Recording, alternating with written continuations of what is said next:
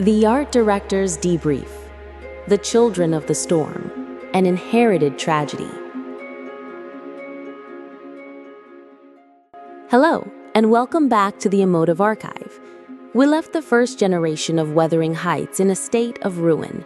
Catherine is a ghost, Hindley is dead, and Isabella has fled. A fragile, somber peace has settled over Thrushcross Grange, while Heathcliff, a dark king, rules over the desolate heights. In the chapters we will deconstruct today, 18, 19, and 20, the narrative leaps forward 12 years. The storm has passed, but it has left behind its children.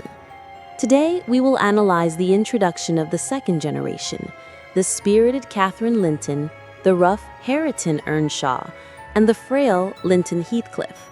This is not just the beginning of a new story, it is the anatomy of an inherited tragedy, an exploration of how the sins and sorrows of the parents are tragically visited upon their children, all orchestrated by the master of revenge, Heathcliff. Chapter 18 opens with the portrait of an idyllic but artificial paradise. The young Cathy, known as Cathy, has grown up entirely within the sheltered confines of Thrushcross Grange. She is a child of light, described as beautiful, spirited, and possessing the best qualities of both her parents. The Earnshaws' handsome dark eyes, but the Lintons' fair skin. She is raised in a gilded cage by her loving but overprotective father, Edgar. He has deliberately kept her ignorant of the existence of Wuthering Heights, the dark shadow on their family's history. This sheltered upbringing makes Cathy intelligent and loving, but also naive and headstrong. Her desire to see the fairy caves at Penistone Crags, a landmark beyond the Grange's park, is a symbol of her yearning for the wild, unknown world from which she has been protected, the world of her mother. Her first fateful journey to Wuthering Heights is not just a childish act of disobedience. It is an unconscious pilgrimage towards her own tragic inheritance. Her first encounter is with Hareton Earnshaw. Here, Bronte presents a powerful study in class and degradation. Cathy, the refined lady, immediately assumes that this rough, uneducated, and poorly dressed Hareton is a servant. She is shocked and offended to learn that this clown is in fact her cousin.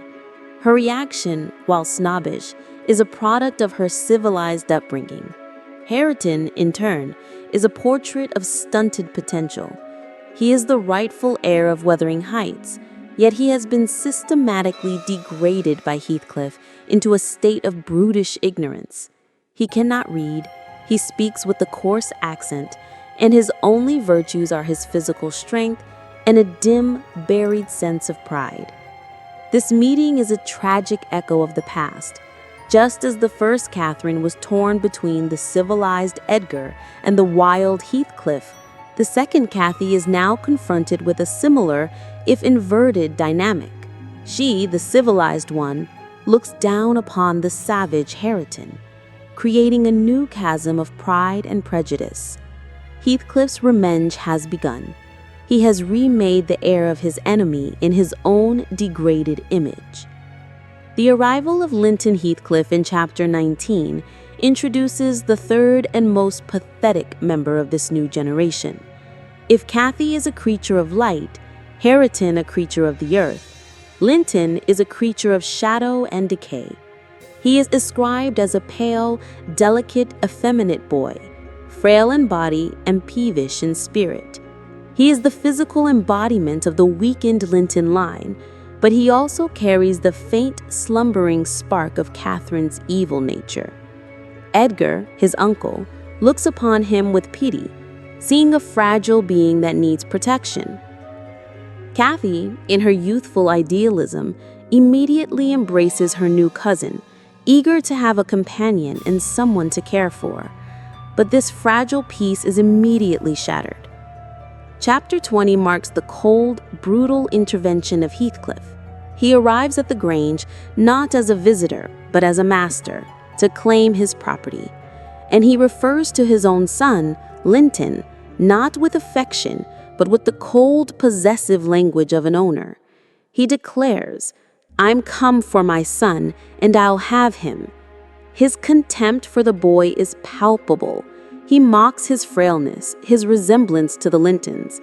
He sees his own son not as a person, but as a tool, a key component in his grand multi-generational chess game of revenge. The scene where Nellie Dean is forced to escort Linton to Wuthering Heights is heartbreaking. It is the delivery of a lamb to the slaughter. We see the stark contrast between the two houses, the warm, civilized light of the Grange and the cold, oppressive darkness of the Heights. Linton's arrival at his new home is not a homecoming. It is the beginning of his imprisonment. The three children of the storm are now in place. Cathy, the spirited prize, Hareton, the degraded tool, and Linton, the weak link. Heathcliff, the master puppeteer, now holds all the strings, and the second act of his terrible revenge is about to begin. Now that we have anatomized the introduction of the second generation, let us elevate our analysis and propose a more profound, almost alchemical thesis. A traditional reading sees these chapters as a simple continuation of Heathcliff's revenge plot. But what if we view it through a more artistic and psychological lens?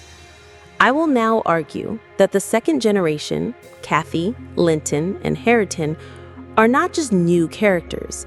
They are human experiments, tragic attempts by Heathcliff to deconstruct, recombine, and ultimately control the very elements that define the first generation. He is not just seeking revenge. He is a mad artist, a psychological alchemist, attempting to recreate the past in order to finally master it. Let us first deconstruct the genetic material he is working with. The three cousins are not just individuals, they are living, breathing embodiments of the three great families of the novel. Cathy Linton is the perfect, volatile hybrid. She's a fusion of the Earnshaw's savage spirit and the Lintons' civilized refinement. In her veins flows both the wild, passionate blood of her mother and the gentle, placid blood of her father. She's a walking paradox, a creature of both the storm and the drawing room. This makes her the ultimate prize in Heathcliff's game. To control her is to control the legacy of both his great love and his great enemy. Linton Heathcliff, in contrast, is a failed experiment, a tragic degradation of both lineages. He inherits the physical weakness and peevishness of the Lintons, but he also possesses the selfish, cruel nature of Heathcliff, without any of his father's demonic strength or willpower. He's a pathetic, whining creature, a pale echo of both his parents. Heathcliff looks upon his own son with a creator's disgust, a chilling repetition of how Victor Frankenstein viewed his own creation. Linton is a living testament to the idea that combining two powerful forces does not always result in strength, but can result in a weak and unstable compound. He's a tool of revenge, but a flawed one. Hareton Earnshaw is perhaps Heathcliff's most monstrous and most tragic creation. He is pure, unadulterated Earnshaw stock, the rightful heir of Wuthering Heights. But Heathcliff, in a brilliant and diabolical act of social engineering, has systematically stripped him of his inheritance. He has raised him not as a gentleman, but as an illiterate farmhand. He has deliberately stunted his intellectual and social growth, turning him into a rough, brutish reflection of Heathcliff's own youthful degradation. This is the heart of his revenge on Henley. He has not killed his enemy's son. He has done something far crueler. He has stolen his soul, his very identity. Hareton becomes a living ghost, a gentleman trapped in the body of a peasant, a walking symbol of a stolen legacy. Heathcliff's grand overarching project is to take these three human elements and force them into a new, terrible configuration that will finally give him the victory he was denied in the first generation. His plan is to force a marriage between his own weak, dying son, Linton, and the vibrant, healthy Cathy. From a legal and economic standpoint, this is a masterstroke. Such a marriage would unite the properties of Wuthering Heights and Thrushcross Grange, making him the undisputed master of the entire world he has ever known. It is the final act of his class warfare, the ultimate triumph of the gypsy outcast over the landed gentry. But from a psychological perspective, it is something far more twisted. He is attempting to create a perverse parody of the marriage he was denied. He is trying to stage a puppet show of the past, with himself as the director, finally in control of the outcome.